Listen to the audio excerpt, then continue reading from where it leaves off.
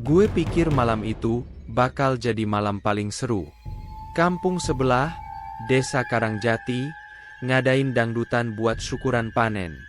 Udah jadi tradisi, tiap panen raya selalu ada panggung hiburan, lengkap sama penyanyi dangdut yang goyangannya bisa bikin bapak-bapak lupa anak istri.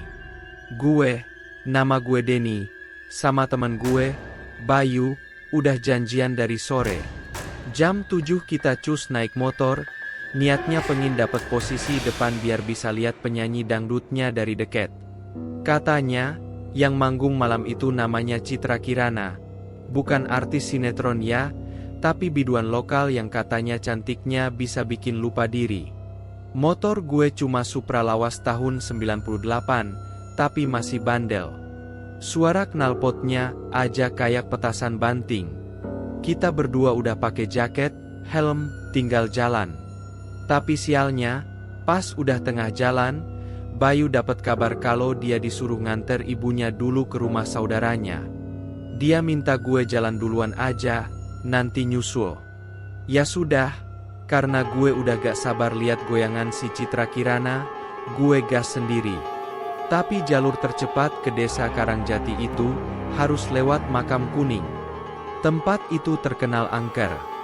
Jalanannya kecil, cuma muat satu motor, kanan kirinya pohon bambu tinggi-tinggi, dan sepanjang jalan cuma ada nisan tua yang warnanya kekuningan. Makanya dinamain Makam Kuning. Awalnya sih gue santai. Motor jalan pelan, ditemani suara jangkrik, dan sesekali lolongan anjing dari kejauhan. Tapi pas sampai tengah-tengah makam, gue ngerasa kayak ada yang berubah. Angin tiba-tiba diam. Suara jangkrik hilang. Sunyi banget. Tiba-tiba motor gue kayak ngerasa berat. Kayak boncenger tiba-tiba jadi dua orang. Padahal gue sendirian. Gue nengok ke kaca spion, dan sialnya, gue lihat bayangan putih berdiri tegak di jok belakang. Gak duduk, tapi berdiri. Bungkus kain kafan putihnya kotor, banyak tanah. Matanya hitam legam. Kepala miring, kayak ngeledekin. Dan dia senyum. Senyum lebar banget, sampai pipinya robek. Gue langsung teriak, "Astagfirullah." Motor gue nyaris oleng, tapi gue gas terus. Gak peduli jalanan sempit, gak peduli mau nabrak setan. Pokoknya gue harus keluar dari jalur Makam Kuning. Tapi, suara dari belakang makin jelas. "Heh, nonton dangdut ya? Aku ikut." Gue cuma bisa merinding, dan malam itu, bukan cuma motor gue yang dingin. Tapi tulang gue juga. Motor gue melaju makin kencang. Tapi heran, seolah-olah jalan itu gak habis-habis. Biasanya cuma 5 menit lewat Makam Kuning, ini udah kayak 10 menit gak nyampe-nyampe ke ujung. Angin makin dingin, dan bau anyir mulai kecium. Kayak bau tanah basah campur darah. Gak enak banget. Gue udah gak berani lihat spion. Tapi pocong itu masih ngomong, "Heh, pelan dikit napa, biar aku bisa nikmatin angin malam." Suaranya kayak suara orang dicekik. Parau. Serak. Tapi jelas banget. Dan makin lama, dia kayak nyanyi. "Ikut aku ke makam, kita joget bareng mayat." Wadah. Gue langsung istighfar. Mulut komat kamit, baca doa apa aja yang gue inget dari SD sampai sekarang. Ayat kursi, Al-Fatihah, bahkan lagu Naik Delman, juga gue baca saking paniknya. Tiba-tiba, lampu motor gue mati sendiri. Jalan makin gelap. Pohon-pohon di pinggir jalan kayak makin deket, seolah-olah mau narik gue masuk ke dalam. Gue nekat rem mendadak, berhenti. Dan disitulah gue salah. Begitu motor berhenti, dor, pocong itu lompat ke depan gue. Langsung berdiri di tengah jalan. Matanya hitam, giginya runcing, mulutnya nganga, kayak pengen nelen gue bulat-bulat. "Kau udah ngajak aku nonton dangdut, jangan tinggalin aku sendirian." Gue udah gak bisa mikir. Gue mau kabur, tapi kaki gue kaku.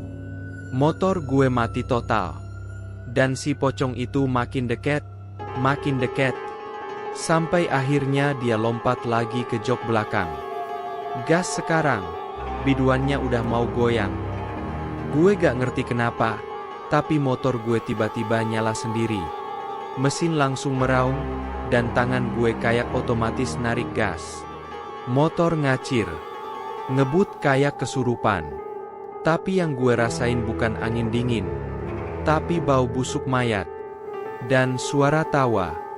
Hahaha. Joget. Joget. Sampai akhirnya gue nyampe pertigaan yang keluar dari komplek makam kuning. Seketika suasana berubah. Suara jangkrik balik lagi, lampu motor nyala, dan pocong itu hilang.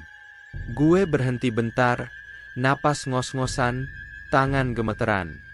Pas gue lihat ke belakang, gak ada siapa-siapa. Tapi di jok belakang, ada bekas tanah merah basah. Begitu nyampe lapangan desa Karangjati, suasananya rame banget. Lampu warna-warni nyorot dari atas panggung, asap dari sound system mengepul, dan suara MC udah teriak-teriak. Malam ini kita goyang, sampai pagi bareng Citra Kirana. Gue turun dari motor. Masih gemeteran. Bekas tanah merah di jok belakang belum hilang. Tapi entah kenapa, orang-orang di sekitar kayak gak lihat itu. Mereka asik sendiri, duduk di tikar, makan mie rebus, atau joget-joget kecil sambil nunggu biduan naik. Gue duduk di pinggir lapangan, masih shock. Tapi penasaran juga. Gue lihat panggung, lampunya mulai redup. Musik intro mulai diputer. Dan dari balik tirai, muncullah sosok biduan itu. Citra Kirana. Dan, sumpah, bro, itu orang mirip banget sama sosok pocong yang barusan bonceng motor gue. Bajunya merah ngejreng, tapi mukanya pucet. Bibirnya merah tua kayak darah. Senyumnya lebar, terlalu lebar. Dan pas dia nyanyi lagu pembuka, Goyang Dompet, suaranya bukan suara manusia biasa. Suara parau, dalam, kayak suara dari dasar liang kubur. Dan yang paling parah, penonton gak sadar apa-apa. Mereka malah makin joget. Bahkan yang tua-tua udah berdiri, dan angkat tangan kayak kerasukan. Mata mereka kosong, tapi tubuh mereka goyang. Goyang mait. Gue mulai sadar ada yang gak beres. Apalagi pas lihat lebih jelas, biduan itu gak pakai alas kaki. Kakinya hitam legam, kayak habis ngubur mayat. Dan di balik tirai belakang panggung, gue lihat sosok-sosok putih berdiri berjajar. Pocong. Banyak. Dan semuanya goyang ikut irama. Gue mau kabur, tapi kaki gue berat. Kayak ada yang nahan. Gue lihat ke bawah. Tanah lapangan udah berubah jadi lumpur. Tangan-tangan kecil keluar dari dalam tanah, megang mata kaki gue. Tangan anak kecil, penuh lumpur. Dinginnya kayak es. Satu dari mereka nyengir dan bisik. Gantian, sekarang kamu yang joget. Gue teriak. Tapi suara gue tenggelam di antara musik dangdut dan tawa setan di belakang panggung. Gue masih terperangkap di tengah lapangan, kaki gue dicengkeram tangan-tangan kecil dari dalam tanah. Musik masih jedak-jeduk, dan suara biduan dari atas panggung makin serem, kayak suara arwah yang lagi nangis sambil ketawa. Goyang dompet, ayo kita mati. Gue panik. Tapi tiba-tiba, Bayu muncul. Dia datang pakai motor, berhenti di pinggir lapangan, dan melihat gue yang setengah jongkok, kayak kesurupan. Denny. Woye. Denny. Lu kenapa, woye? Suara Bayu kayak narik gue, balik ke dunia nyata. Pegangan tangan-tangan kecil itu tiba-tiba lenyap. Lumpur di bawah kaki gue berubah jadi tanah biasa. Musik panggung balik normal, dan suara Citra Kirana tiba-tiba jadi suara normal, merdu, tapi tetap dingin.